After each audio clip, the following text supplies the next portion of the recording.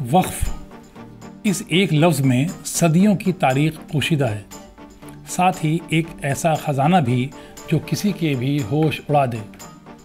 اس وقت وقف کا لفظ پارلیمنٹ سے گلیوں تک موضوع بحث بنا ہے، کیونکہ حکومت ہند نے وقف ایکٹ میں ترمیم بل لوک سبھا میں پیش کیا ہے، جو ایک بڑی بحث بنا ہوا ہے۔ میں ہوں منصور الدین فریدی اور آپ دیکھ رہے ہیں باخبر۔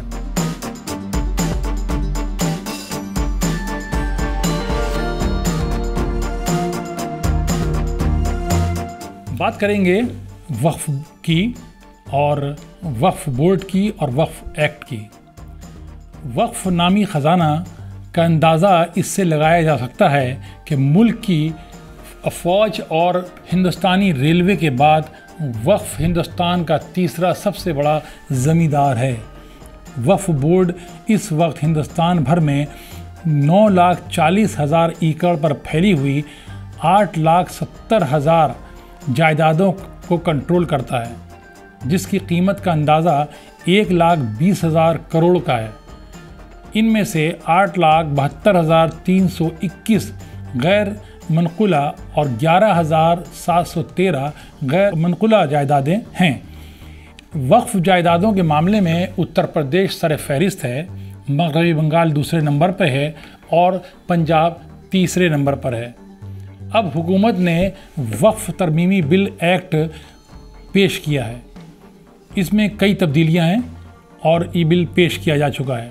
بل میں اس ایکٹ کا نام بھی یونیفائڈ وقف management empowerment efficiency and development act 1995 رکھا گیا ہے۔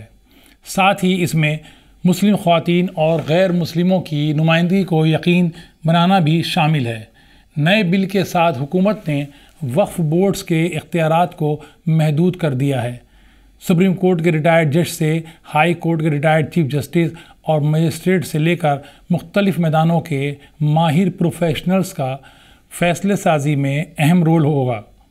بہرحال اس بحث سے قبل کہ کیا ہوا اور کیوں ہوا، صحیح ہوا یا غلط ہوا، ہمیں وقف کے بارے میں جان لینا ضروری ہے کہ آخر وقف بورڈ اور وقف ایکٹ کیا ہے۔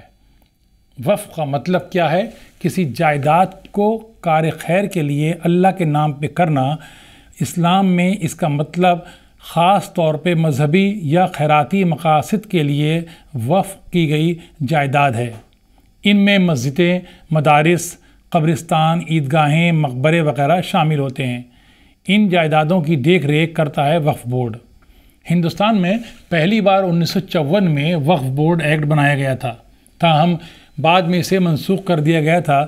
1964 میں سینٹرل وقف کونسل کا قیام عمل میں آیا، جو منسٹری فار مائنورٹی افیئرز کے ماتحت تھی۔ اس کا کام وقف بورڈ سے متعلق کام کے سلسلے میں مرکز کو مشورہ دینا تھا۔ اسے 1995 میں پی وی نرسمہا راؤ حکومت کے دوران 1991 میں بابری مسجد معاملے کی تلافی کے لیے تبدیل کیا گیا تھا۔ اس میں وقف بورڈ کو اراضی کے حصول کے لیے لامحدود حقوق دیے گئے تھے۔ اس کے بعد اس میں سب سے اہم تبدیلی 2013 میں کی گئی۔ اس میں وقف بورڈ کو مسلم چیریٹی کے نام پر جائیداد کا دعویٰ کرنے کا لامحدود حقوق ملا۔ آپ کو بتا دیں کہ ملک میں 2 وقف بورڈ ہیں، پہلا سنی وقف بورڈ اور دوسرا شیعہ وقف بورڈ، جبکہ ہر ریاست میں ایک وقف بورڈ تشکیل دیا گیا ہے۔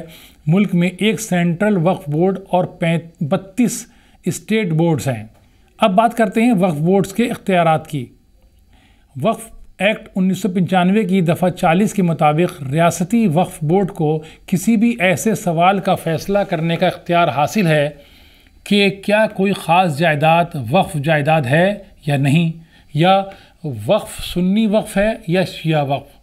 بورڈ انکوائری کرنے کے بعد جیسا کہ وہ مناسب سمجھے کیس کا فیصلہ کرتا ہے۔ مذکورہ شق کے متحد کسی سوال پر بورڈ کا فیصلہ جب تک کہ ٹریبونل کے ذریعے منسوخ یا ترمیم نہ کیا جائے حتمی یعنی کہ فائنل ہوتا ہے۔ مگر اب مرکز کی مودی حکومت وقف بورڈ ایکٹ میں ایک بڑی ترمیم کی تیاری کر چکی ہے۔ مرکزی کابینہ نے وقف بورڈ سے متعلق 40 ترمیمیں پیش کی ہیں۔ اب وہ بل کی شکل میں لوک سبھا میں پیش کی جا چکی ہیں۔ اب بات کرتے ہیں کیا ہے ترمیمی بل میں۔ بلا شبہ وقف ترمیمی بل وقف کے نظام میں ایک بڑی تبدیلی کے ارادے اور اشارے کا ثبوت ہے۔ ملک میں اسی لیے ہلچل ہے۔ حکومت کے وقف ترمیمی بل کے ساتھ وقف بورڈ کو ایک نیا نظام دینے کا ارادہ ظاہر ہو رہا ہے۔ وقف املاک کو ریگولیٹ کرنے میں حکومت کو زیادہ سے زیادہ اختیارات دینے سے لے کر ریاستوں میں وقف بورڈ کی ساخت کو تبدیل کرنے تک مرکز ریگولیٹری فریم ورک کو تبدیل کر رہا ہے۔ اب آپ کو بتاتے ہیں کہ اس بل میں کیا ہے۔ وقف ترمیمی بل 2024 وقف ایکٹ 1995 میں ترمیم کرے گا کہ ریاستی سطح پر ایک غیر مسلم چیف ایگزیکٹو آفیسر اور کم سے کم 2 غیر مسلم ممبران کی تقرری کی جا سکے۔ اس کے علاوہ زیر تجویز اہم تبدیلیوں میں ضلع کلیکٹر کو اس بات کی تحقیقات کا اختیار دینا بھی شامل ہے کہ کیا کوئی جائیداد وقف جائیداد ہے یا سرکاری زمین ہے۔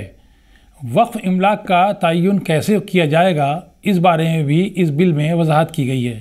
بل میں کہا گیا ہے کہ اس ایکٹ کے نافذ ہونے سے پہلے یا بعد میں وقف املاک کے طور پر شناخت یا اعلان کردہ کسی بھی سرکاری جائیداد کو وقف املاک نہیں سمجھا جائے گا۔ تاہم ترمیم میں کہا گیا ہے کہ کسی تنازع کی صورت میں یہ فیصلہ کلیکٹر کرے گا، نہ کہ وقف ٹریبونل۔ فی الحال 1995 کے ایکٹ کے تحت یہ فیصلہ خصوصی طور پر وقف ٹریبونل کے ذریعے لیا جاتا تھا جو فائنل ہوتا تھا۔ اس بل میں اسلامی قانون کے برخلاف ایک درست وقف نامے کی ضرورت کو لازمی قرار دیا گیا ہے۔ اسلامی قانون کسی شخص کو زبانی معاہدے کے ذریعے وقف کے طور پر جائیداد دینے کی اجازت دیتا ہے۔ اس نئے قانون کے تحت کلیکٹر کے ہاتھ میں پاور زیادہ ہوگا۔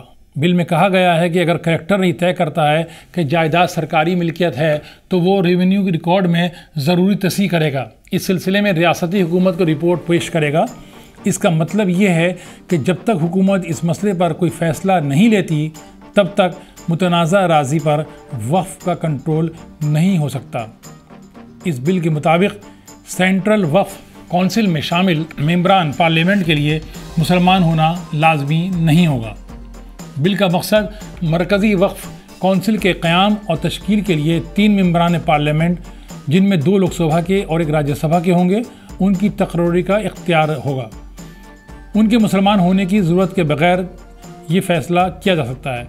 اصل ایکٹ میں کونسل میں شامل ہونے والے 3 ممبران پارلیمنٹ کے لیے مسلم کمیونٹی سے ہونا لازمی تھا۔ پہلے وقف کونسل میں ایک مرکزی وزیر، 3 ممبران پارلیمنٹ، مسلم تنظیموں کے 3 نمائندے، مسلم قانون کے 3 ماہرین، سپریم کورٹ یا ہائی کورٹ کے 2 سابق جج، ایک معروف وکیل، ایک اضافی یا جوائنٹ سیکریٹری پر مشتمل ہوگا۔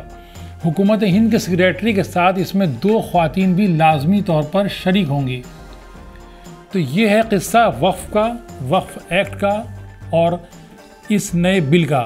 نئے ایکٹ پر خوشی ہے، غم ہے، بحث کا دور ہے، سیاست کا بازار گرم ہے۔ انتظار کریے بل کے قانون بننے کا۔ شکریہ۔